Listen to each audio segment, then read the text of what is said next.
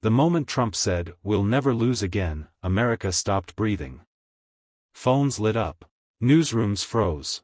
And by nightfall, one man was already walking into a live studio ready to say what no one else would. The lights flared. The crowd hushed. Denzel Washington sat across from Donald Trump, the table between them more like a battlefield than a set. Cameras zoomed in, catching the tension that no teleprompter could script. Trump's grin was cocky, confident, calculated. "If the Senate drops the filibuster," he said, adjusting his cufflinks, "Republicans will never lose an election again." "That's not a threat, that's a promise." The audience erupted, some cheering, some gasping. And then, Denzel spoke. Just 4 words. Each one a bullet. "That's how dictators start." The crowd fell silent. Even the air seemed to stop moving. Trump blinked, the smile on his face cracking for the briefest second. "Excuse me," he shot back. Denzel didn't blink. "You talk about winning forever like democracy is a game," he said, voice steady, eyes locked on Trump. "But when one side stops losing, the country stops living." A producer off-camera whispered, "Keep rolling." Everyone knew, this wasn't politics anymore. This was history unfolding live. The clip hit the internet before the broadcast even ended. 4 words, that's how dictators start. Sliced through every social feed like a blade. Within minutes, the hashtag Denzel versus Trump was trending #1 worldwide. But inside the studio, the tension hadn't cooled. It was getting hotter. Trump leaned forward, both palms on the desk, that trademark orange glare flickering under the lights. "You know, Denzel," he said, his voice low but dripping with disdain, "actors shouldn't talk politics. Stick to the movies, champ." A few people in the crowd laughed nervously. Denzel didn't. He didn't even move. His eyes stayed locked, voice calm, the kind of calm that makes powerful men nervous. "Maybe," he said slowly, "if politicians stopped acting, actors wouldn't have to." The audience gasped, a wave of shocked laughter, half disbelief, half relief. Trump tried to recover, forcing a grin. "Cute line," he said. "But this country's tired of lectures from Hollywood." Denzel leaned in, just slightly. "And it's dying from lies in Washington." That was the hit. You could feel it land. Even the host's hand trembled as he tried to move to commercial. But it was too late, the damage was done, and America had already chosen sides. By the time the cameras cut, Twitter was melting. Fox called it an ambush. CNN called it the most powerful moment of live TV this decade.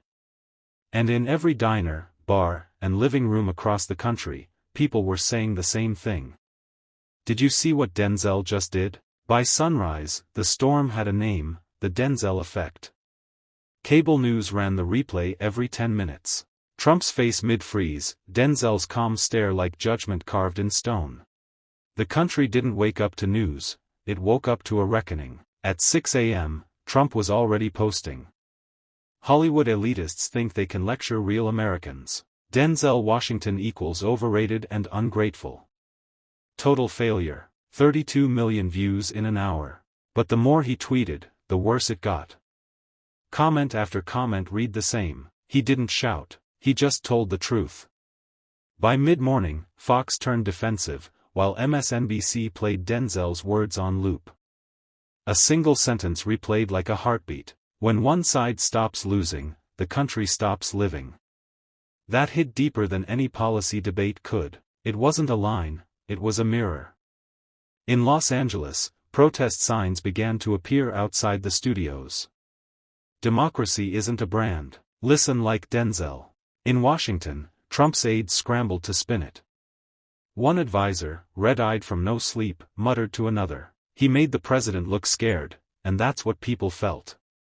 The West Wing lights burned all night. Inside, Trump slammed a folder shut. "Book me on every network. We hit back hard. He's an actor. I'm the president." But somewhere deep down, even he knew, the next time he faced a camera, he wasn't just up against Denzel. He was up against his own reflection. 3 days later, Denzel appeared on PBS Nightline, no Hollywood lighting, no script, no entourage. Just him and a microphone. The interviewer, Shelby Dunn, leaned in. "Mr. Washington," she said softly, "you shook the country." "Did you mean to?" Denzel smiled faintly, that quiet kind of smile that holds 1,000 thoughts. "No," he said, "but I meant what I said." He adjusted his jacket, eyes steady. "I'm not in politics. I'm not running for anything. But when someone says, 'we'll never lose again,' they're not talking about leadership. They're talking about control. And that's when every American should start asking questions." The studio was silent, no applause, no audience, just wait. Then Shelby asked, "Do you regret calling it a coup?" Denzel's gaze didn't flicker. "I regret that telling the truth feels like a revolution," he said. "When truth becomes rebellion, that's when democracy's already bleeding." That quote, those 10 words, went nuclear. Hashtag democracy bleeds was everywhere. Even people who didn't care about politics felt it. Clips of Denzel's calm defiance flooded TikTok. A 15-second edit of him saying, "Truth feels like rebellion," hit 60 million views overnight. News anchors debated his tone, his choice of words, his audacity. But the streets didn't debate. They echoed. Posters went up in D.C., Atlanta, Chicago. "Truth isn't radical." Denzel said what we're all thinking. And while the networks tried to spin it, one fact stayed untouched. Trump had shouted for years and made noise. Denzel whispered once, and made history. By the end of the week, it wasn't just politics anymore, it was war. Trump wasn't used to being the punchline, and this time, the punch had left a bruise. At 8:42 a.m., he stormed into a press room at Mar-a-Lago, cameras already rolling. His tie was crooked, his tone pure venom. This Denzel Washington thing? A total setup. Deep state, fake media, all of it. These people don't love America. They love attention. He jabbed a finger toward the crowd. "You people made a hero out of an actor. He's reading lines, and you're buying it." But across the country, that line didn't land. People had already seen Denzel's face, calm, unscripted, grounded in truth. And the contrast was brutal. By noon, the Washington Post headline read, "Trump melts down, Denzel stays silent." That silence became its own weapon. Denzel didn't tweet, didn't call a press conference, didn't say a word. And that drove Trump insane. His team begged him to stop fueling the fire. One aide whispered, "Mr. President, you can't win against someone who refuses to play." But Trump didn't stop. He doubled down. "Hollywood's after me. Denzel's just the face of it." That night, a leaked clip from a private campaign call hit the web. Trump's voice, furious. "If I see that man on another network, we pull every ad. You hear me? Every damn one." Within hours, comedians, analysts, even retired generals were posting the same quote. "He's not afraid of the truth. You are." And in homes across America, a quiet realization began to settle. Trump shouted to be heard. Denzel whispered to be remembered. The network promos hit every screen in America.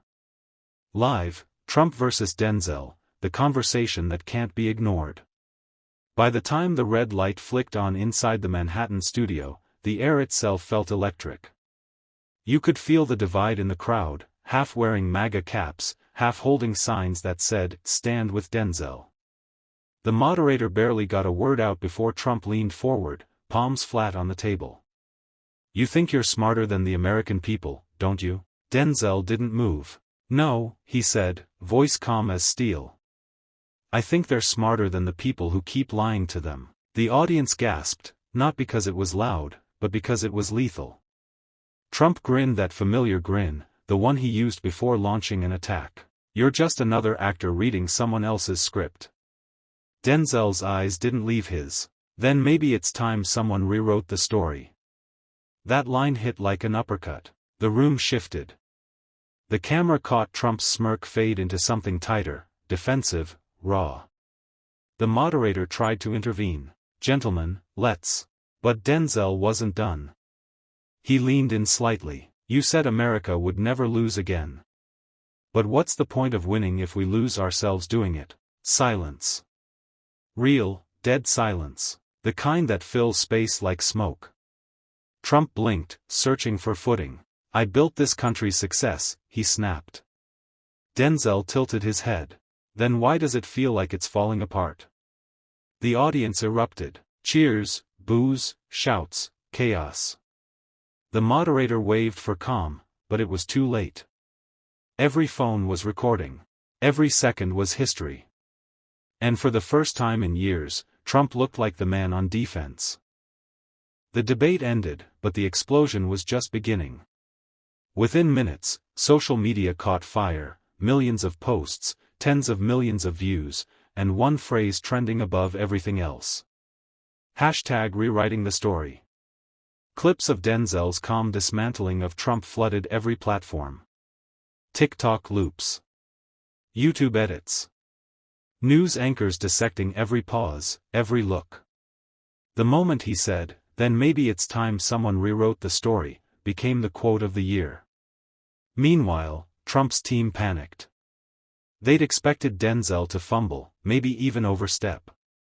Instead, he'd turned a live ambush into a masterclass on restraint and power. By sunrise, Fox anchors were split. Some defended Trump's unfiltered passion, others admitted, he walked straight into Denzel's trap. At a diner in Ohio, a retired veteran watched the replay and muttered, "That man didn't yell once. That's strength." In Los Angeles, a film student tweeted, "This isn't politics. This is theater, and Denzel just gave a performance for the history books." Meanwhile, Trump went dark. No rallies, no press briefings, no tweets. For 48 hours, nothing, a silence that was louder than any rant he'd ever unleashed. When he finally resurfaced, it was at a private fundraiser in Texas. Cameras caught him muttering to aides, "He embarrassed me on my own stage." That line leaked before dessert was even served. By midnight, the country had split into two camps. Those who thought Denzel humiliated a president. And those who thought he reminded one what leadership really looked like. But to Denzel, the real victory wasn't the trending tags or applause. It was the silence that followed, the moment when truth hung heavy enough to make even power flinch. By the following week, the smiles were gone. The calm after the storm had teeth. Anonymous sources leaked to the press that Washington insiders were looking into Denzel's political connections. Cable networks called it a routine inquiry, but everyone knew what it really was: retaliation. Headlines screamed across screens. IRS targets Denzel Washington. Hollywood hero or hidden agenda? It was textbook deflection, turn admiration into suspicion. In a quiet corner of his Los Angeles office, Denzel scrolled through the chaos. Threats, praise, warnings, all flooding his phone. His assistant looked worried. "Should we issue a statement?" Denzel shook his head. "No. You don't fight smoke with wind. You wait for it to clear." But the smoke thickened. Trump's closest allies hit every Sunday talk show, spinning new conspiracies. One senator even sneered. "Actors should stick to scripts, leave the country to real men." The comments spread like wildfire. Memes, clips, parodies. And then, silence again. But this time, it wasn't calm. It was tension. Denzel's publicist begged him to lie low, cancel appearances. "They're trying to bury you," she warned. He just smiled faintly. "They're digging their own hole." That night, he got a call. Unknown number. A voice, low and sharp, "You made powerful people nervous. Be careful who you trust." The line went dead. He sat in the dark for a long time after that. It wasn't fear he felt, it was confirmation. The storm wasn't over. It had just changed shape. Across the country, protests began forming again, not for parties, but for truth. Signs read, "We see you. Silence is power." And Denzel knew then, this wasn't about him anymore. It was about the echo he'd created. A truth too loud to bury, too calm to ignore. The country thought Denzel was done. They were wrong. 5 days after the smear campaign began, he appeared, not on late-night TV, not at an award show, but on a live press conference streamed from a small community center in South LA. No podium, no entourage, just a single mic and a black backdrop that read, "Truth has receipts." The live stream counter hit 1 million viewers in less than 2 minutes. Denzel stepped up, adjusted the mic, and spoke plainly. They called it an investigation. I call it intimidation. The crowd murmured. Cameras zoomed in. They said I had something to hide. I don't. But they do. He held up a folder, copies of emails, letters, call logs, leaked from anonymous insiders. Documents showing attempts from political donors and media execs to silence voices who spoke against Trump's post-shutdown narrative. Every network cut in live. CNN. Fox. Even Newsmax. You don't have to be in politics to see the game. You just have to notice who gets punished for telling the truth.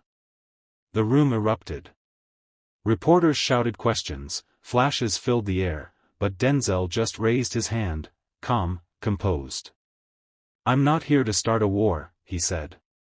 I'm here to end a lie. By nightfall, the hashtag #TruthHasReceipts hit 50 million posts. Every major outlet ran with the same headline. Washington versus Washington. Trump's camp scrambled. Statements contradicted statements. The more they spoke, the deeper the cracks showed. And Denzel? He walked out of that center, head high, no security, no script, just silence. Because when truth finally speaks for itself, the noise has nowhere left to hide. By the time the sun rose over D.C., it was clear, this wasn't just about Trump anymore. It had become something larger, something no one could contain. Colleges played his clips in civic classes. Journalists quoted his lines in op-eds. Even the late-night hosts, usually hunting for punchlines, fell silent when his words played. I'm not here to start a war. I'm here to end a lie. Within a week, over 3 million people had signed an online petition calling for campaign finance transparency, dubbed the Denzel Clause. Across the country, murals appeared overnight, Denzel's calm face, eyes steady, with the phrase, "Truth has receipts," painted below. And in the White House, Trump raged. He's an actor, not a prophet, he shouted at aides. But even his most loyal supporters knew, the narrative had shifted. The fight wasn't between left and right anymore. It was between power and truth. 1 month later, Denzel stood before a crowd of 20,000 in Chicago. He didn't announce a campaign. He didn't call for votes. He just said one thing. This isn't about me. It's about all of us remembering that silence helps the liar, not the listener. The crowd erupted. And somewhere in a quiet control room, a producer whispered, "We just watched a man turn a conversation into a movement." The final shot that closed the broadcast, Denzel walking off stage, lights dimming, the crowd chanting one phrase over and over. Truth doesn't fear power. And for once, America wasn't just watching. It was listening. They said they'd never lose again. But when winning means silencing the people, that's not victory, that's a coup. And in the middle of the chaos, one man stood calm, reminding America that democracy doesn't scream, it endures. Slow fade to black, heartbeat sound under fading crowd noise, then silence.